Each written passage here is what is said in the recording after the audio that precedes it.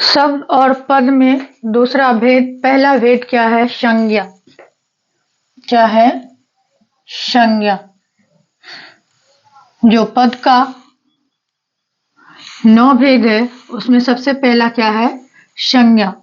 संज्ञा का मुख्य रूप से कितना भेद है?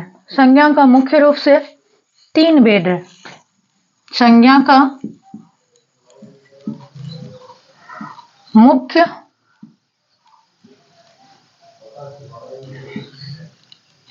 रूप से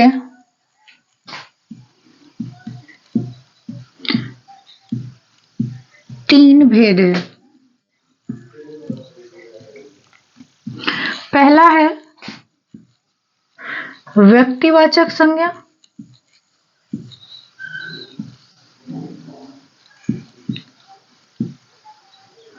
संज्ञा। दूसरा है जातिवाचक संज्ञा।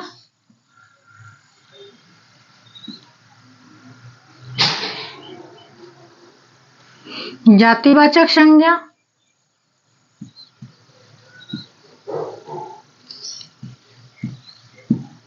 और तीसरा क्या है? तो तीसरा हो जाता है भाववाचक संज्ञा।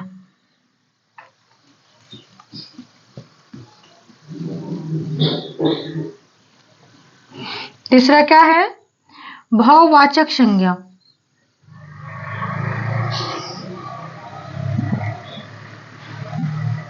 जो हम पद पढ़े, जो पद का 9 भेद है, 9 में सबसे पहला क्या है?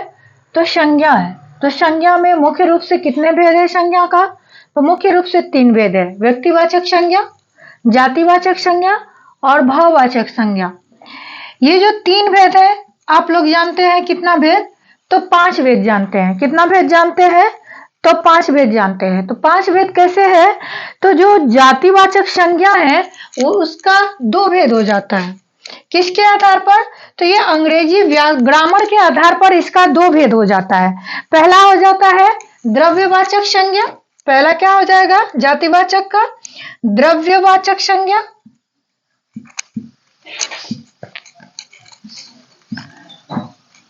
और दूसरा क्या हो जाएगा? समूहवाचक संज्ञा। फिर दूसरा हो जाएगा समूहवाचक संज्ञा।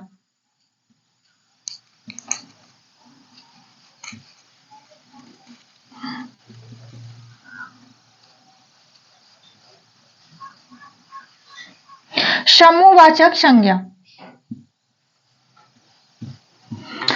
तो यहाँ पे आप देख रहे हैं कि जो शब्द यानी पद का जो भेद है वो कितने हैं? तो 9 है। 9 में सबसे पहला भेद क्या है? तो संज्ञा है। संज्ञा का मुख्य रूप से कितने भेद है? तो 3 भेद है। पहला व्यक्तिवाचक संज्ञा, जातिवाचक संज्ञा, भाववाचक संज्ञा। और जातिवाचक संज्ञा का 2 भेद है, द्रव्यवाचक संज्ञा और समूहवाचक संज्ञा। क्या है? द्रव्यवाचक संज्ञा और समूहवाचक संज्ञा। तो सबसे पहले की संज्ञा है क्या? ये जो संज्ञा है ये है क्या? संज्ञा का अर्थ होता है नाम। नाम। तो नाम जो है तो ये नाम किस लिए रखा जाता है? तो पहचान के लिए। नाम चाहे वस्तु का हो, चाहे व्यक्ति का हो, चाहे स्थान का हो, चाहे किसी भी चीज का हो, वो जो नाम होता है उसी को संज्ञा कहते हैं। इसीलिए संज्ञा की परिभाषा है कि किसी व्यक्ति, वस्तु, स्थान, किसी व्यक्ति, वस्तु, स्थान, प्राणी का बोध कराते हैं उन्हें, किसी व्यक्ति, वस्तु, स्थान, अवस्था, स्थिति, गुण या भाव के नाम को बोध कराने वाले शब्द संज्ञा कहलाते हैं। ध्यान से सुनिएगा कि किसी व्यक्ति, कोई भी व्यक्ति का जो नाम होता है तो हम उसी से उसको जानते हैं। जैसे किसी का नाम पंकज है तो हम जानते हैं कि वो पंकज है, तो उसकी पहचान क्या है? तो उसका नाम पंकज है, पंकज से उसकी पहचान होती है। फिर वस्तु है। वस्तु मान लीजिए मेरे हाथ में ये क्या है? तो मेरे हाथ में मार्कर है। तो फिर ये क्या है मेरे हाथ में? तो ये जो वस्तु है तो ये डस्टर है। तो ये सारी चीज यहाँ क्या रखा हुआ है? तो सबका एक नाम है। मैं पहनी क्या हूं, तो कपड़ा पहनी हूं, सूट पहनी हूं, तो सबका एक नाम होता है और उसी नाम को क्या कहते हैं, संज्ञा कहते हैं। फिर फीलिंग्स है, यानी भाव है कि आपकी भाव क्या है। आपको चोट लगता है तो आप दुखी होते हैं। आपको क्या होता है कि आपको कोई खुशखबरी मिलती है तो आप खुश हो जाते हैं। ये सारे भाव है। जैसे लड़ना, लड़ना क्रिया है लेकिन लड़ाकू क्या है, भाववाचक है। तो इसीलिए क्या है, तो संज्ञा जो है वह किसी व्यक्ति, वस्तु, स्थान, अवस्था, स्थिति, अवस्था मतलब वो किस अवस्था का है, एज का है, स्थिति मतलब उसकी क्या स्थिति है, दुखी है, सुखी है, कि वो लंबे हैं, कि मोटे हैं, कि चौड़े हैं, ये सारे चीज, उसका गुण, उसकी क्वालिटी क्या है, क्या वो बहुत अच्छे पढ़ने में है, कि वो बड़े ही टैलेंटेड, बहुत कुछ ऐसा गुण है कि उसमें होता है, या उसके भाव, उसका वो दुखी है कि सुखी है, कि वह दर्द से करा रहा है, ये सारी चीजें जो है उनका जो नाम होता है वही क्या है, वही संज्ञा है। जैसे व्यक्ति का नाम राधा, राम, पर्वत का नाम हिमालय, शहर का नाम आगरा, जानवर का नाम बिल्ली, घर, आदमी, पेड़, करुणा, अहिंसा आदि, ये सारे क्या है, नाम है। नाम ही क्या है, संज्ञा है। नाम ही क्या है, संज्ञा है।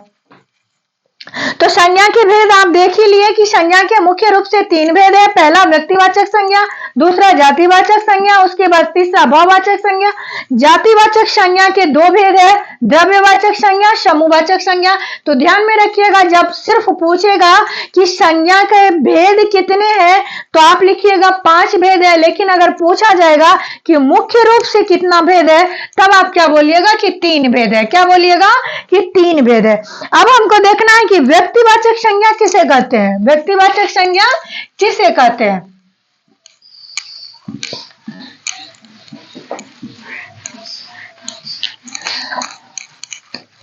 तो व्यक्तिवाचक संज्ञा जो है वह किसी व्यक्तिगत पर्सनालिटी, यानी विशिष्ट, विशेष व्यक्ति, जो शब्द किसी विशेष व्यक्ति, जो शब्द किसी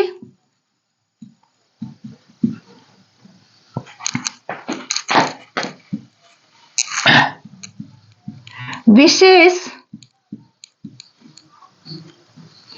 व्यक्ति, किसी विशेष व्यक्ति, प्राणी, वस्तु,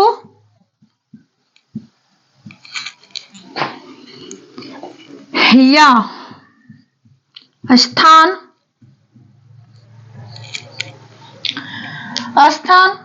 का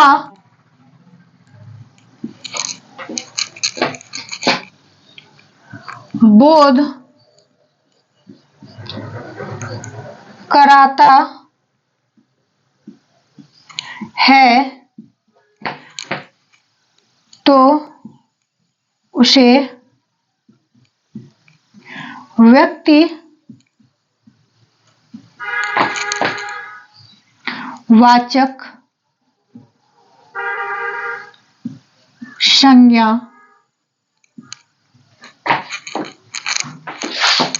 कहते हैं।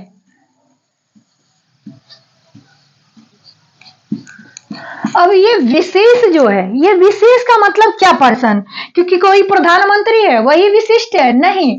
विशेष का अर्थ हुआ कि मान लीजिए कि प्रॉपर वे में आपको हम जानते हैं कि आप राहुल है, राहुल के बारे में जो कुछ बोला जाएगा तो वो एक पर्सन के बारे में बोला जाएगा, यानी व्यक्तिगत पहचान को ही क्या बोलेंगे, व्यक्तिवाचक संज्ञा।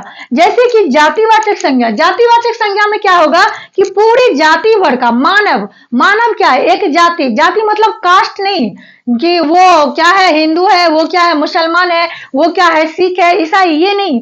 जाति का मतलब हो गया कि पूरे समाज, उसका जो मानव है, मानव में चाहे स्त्रीलिंग हो या पुल्लिंग हो, उससे मतलब नहीं है। मानव, मानव यानी पूरे समुदाय का जो बोध कराता है। जैसे पेड़, पेड़ क्या है, पेड़ में आम का भी पेड़ आ सकता है, लीची का भी पेड़ आ सकता है, ये सारे वो जाति हो गया। लेकिन जब हम बोलेंगे कि ये जो आम है या क्या है, कलकतिया का पेड़ है, कलकतिया में प्रॉपर उसके तरफ इशारा करके बोलेंगे तब क्या होगा, उसका एक का पहचान होगा, वही व्यक्तिवाचक। जैसे राम है, श्याम है, जैसे गंगा नदी है, तो गंगा क्या हो गया, यह व्यक्तिवाचक संज्ञा में हो गया। गंगा क्या हो गया, व्यक्तिवाचक। राम क्या हो गया, व्यक्तिवाचक, क्योंकि एक आदमी के बारे में पता चलता है, एक नदी के बारे में पता चलता है। जैसे पर्वत हो जाएगा तो वो जातिवाचक हो जाएगा, लेकिन हिमालय क्या होगा, हिमालय व्यक्तिवाचक संज्ञा हो जाएगा।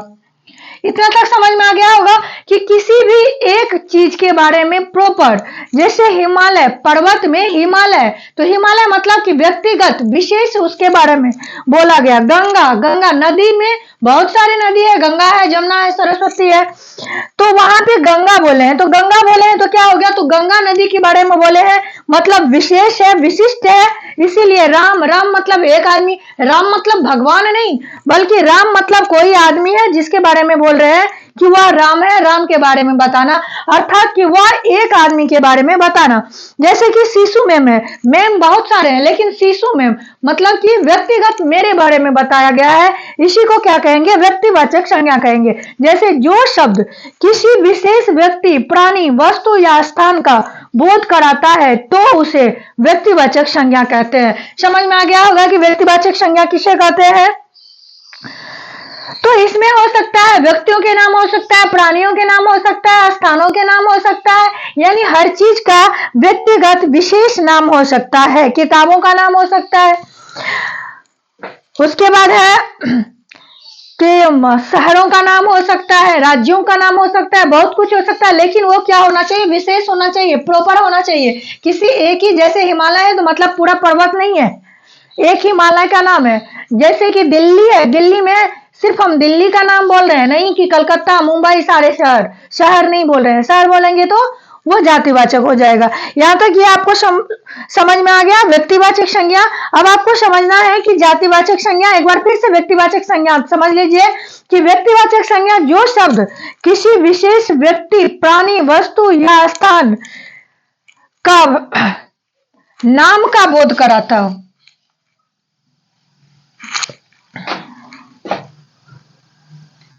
नाम का या स्थान का बोध कराता हो, उसे क्या कहेंगे, व्यक्तिवाचक संज्ञा कहेंगे।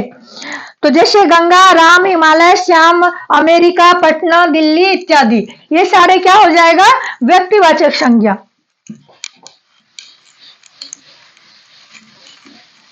अब आप लोगों को क्या जानना है, जातिवाचक संज्ञा। जातिवाचक संज्ञा किसे कहते हैं।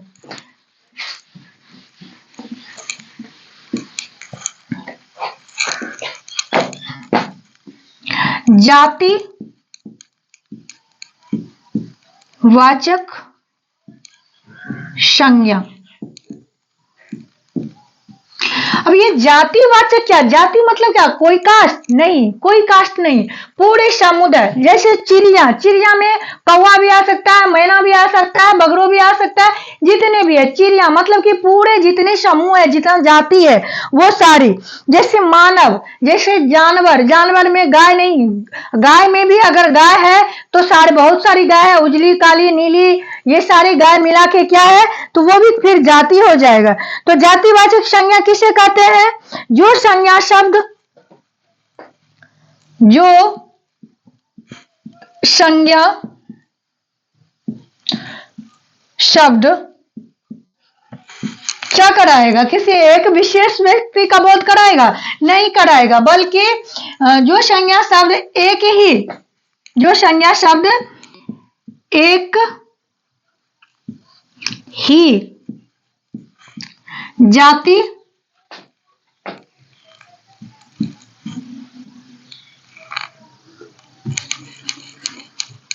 एक ही जाति के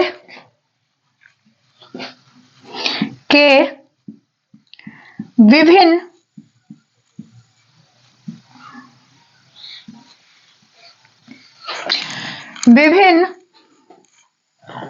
व्यक्तियों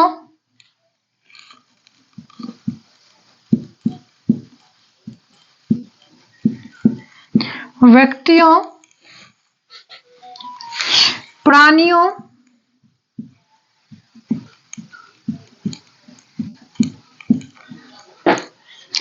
प्राणियों, स्थानों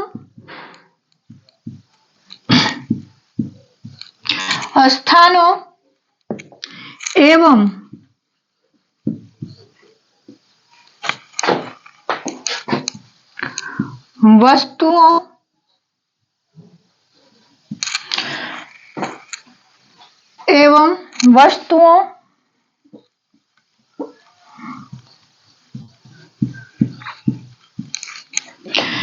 वस्तुओं का बोध कराते हैं।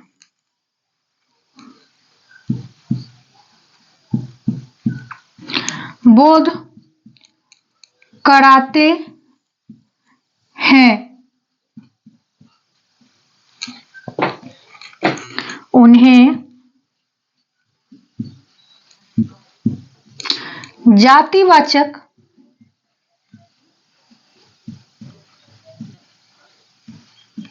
संज्ञा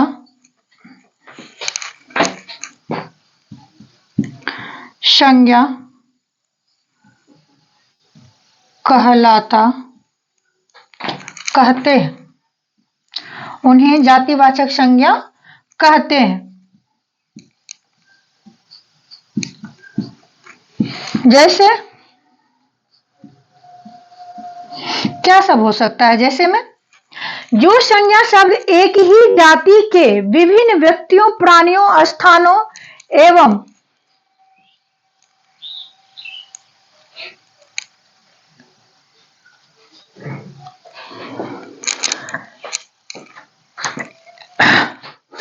जो संज्ञा शब्द एक ही जाति के विभिन्न व्यक्तियों, प्राणियों, स्थानों एवं वस्तुओं का बोध कराते हैं, उन्हें जातिवाचक संज्ञा कहते हैं। जैसे मनुष्य,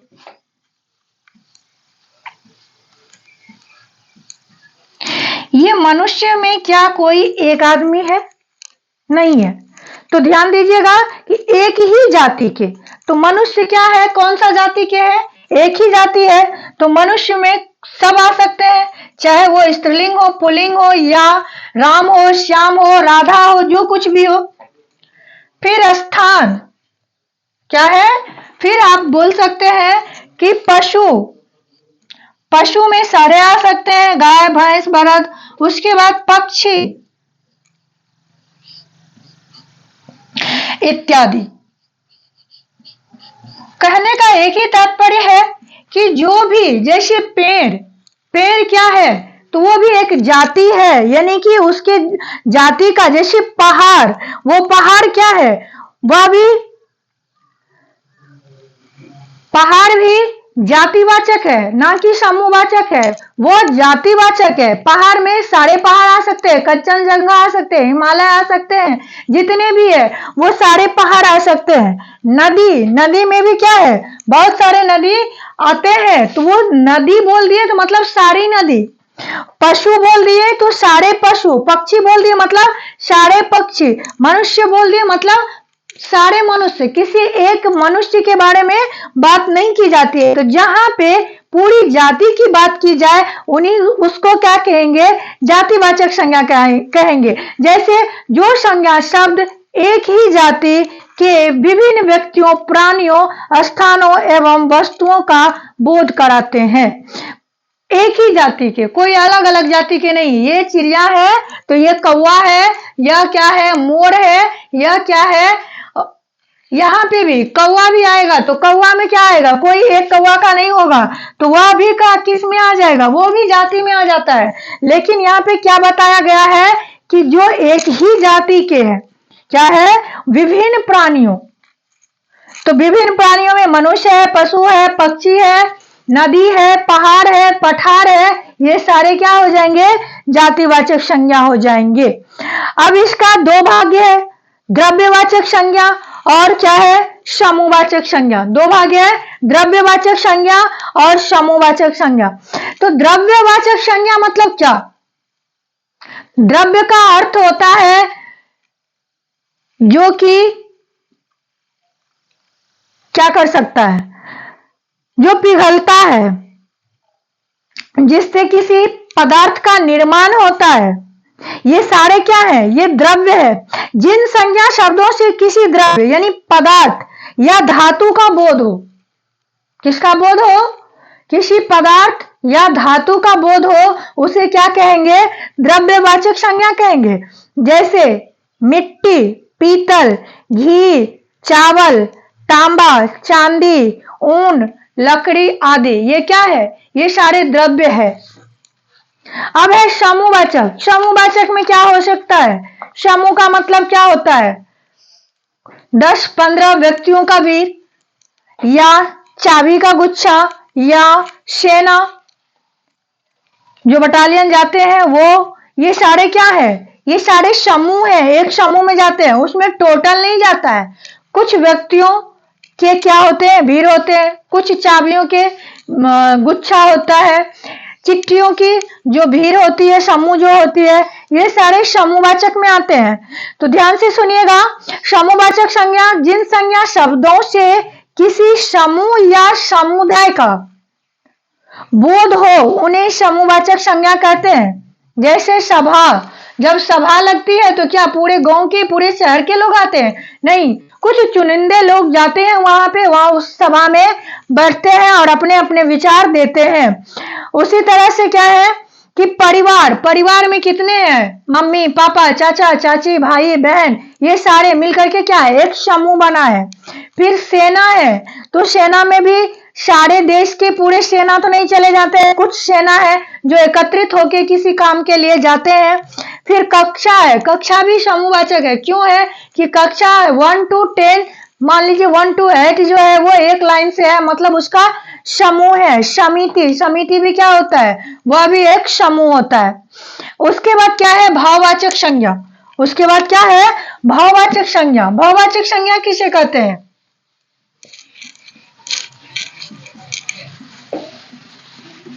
भाववाचक संज्ञा किसे कहते हैं? फीलिंग्स, किस किस चीज में फीलिंग्स होती है? किस चीज को हम जो है किसी चीज को पाने से बहुत खुश हो जाते हैं, किसी चीज के कारण हमको बहुत ही ज्यादा दुख होता है, तो भाववाचक संज्ञा किसे कहते हैं? भाववाचक संज्ञा। देखिए मैं लिख रही हूं, लिखने बोर्ड को देखने से ज्यादा क्या है कि आप लोग जितने मेरी बात को सुनेंगे, जितने बार इसका व्यूज करेंगे, तो आप लोगों को उतने ही ज्यादा समझ में आएगा। इसीलिए मैं एक भी शब्द को बोलना नहीं छोड़ती हूँ, बोलते रहती हूँ कि सुनने से आदमी ज्यादा सीखता है, पढ़ने की अपेक्षा सुनने से ज्यादा सीखता है। तो जो भाववाचक संज्ञा है, तो जो शब्द किसी गुण, दशा, भाव, अवस्था अथवा स्वभाव का बोध कराता है। किसका किसका? जो शब्द किसी गुण, जो शब्द किसी, जो शब्द किसी गुण, दशा, गुण, दशा, गुण, दशा, भाव, गुण, दशा, भाव, अवस्था अथवा स्वभाव, अवस्था अथवा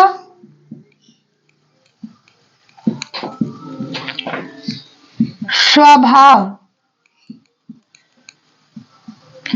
का बोध कराता है,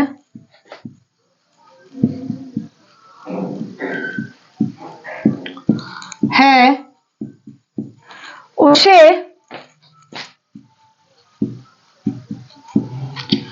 भाववाचक संज्ञा कहते हैं। क्या कहते हैं? भाववाचक संज्ञा कहते हैं।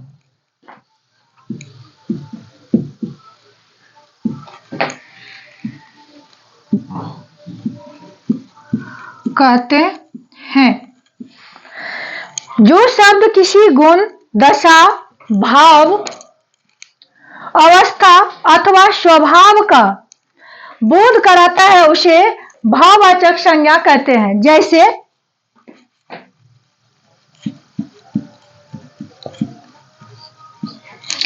जैसे क्या हो सकता है, जैसे घृणा, क्रोध, ममता, भूख, थकावट, बुढ़ापा, गर्मी, मानवता, अहिंसा आदि।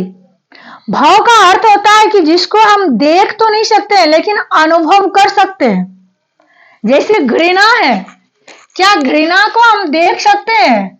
देखते नहीं है, उसको हम अनुभव करते हैं। कोई ठोस पदार्थ वो नहीं है, वह क्या है? भाव है उसका। क्रोध है या घृणा है, किसी से नफरत करता है तो यह क्या हो गया? उसका भाव हो गया। उसके बाद क्या आता है? ममता, यानी माँ का ममता, प्यार। इसको भी क्या करते हैं हम लोग? अनुभव करते हैं कि वो आदमी हमको बहुत मानता है, वो आदमी मुझसे घृणा करता है, कि मुझे उस पर क्रोध आता है। तो क्रोध भी क्या है? यह भी भाववाचक संज्ञा है। क्या है? भाववाचक संज्ञा है। फिर थकावट है, भूख है, बहुत सारी चीजें। थकावट है, भूख है। भूख को हम लोग अनुभव करते हैं, ना कि उसको देखते हैं कि वो भूख है, बल्कि फील करते हैं कि हमको भूख लगी है। प्यास है, ये भी क्या है? ये भी भाववाचक संज्ञा है, इत्यादि। अब चिड़िया उड़ गई, उसका उड़ना क्रिया है, लेकिन वो उड़ान भर दिया, वह क्या हो गया? वो भाववाचक संज्ञा हो गया। बहुत सारी ऐसी बातें हैं जो भाववाचक संज्ञा में आपको समझना है कि भाववाचक संज्ञा आखिर कैसे है।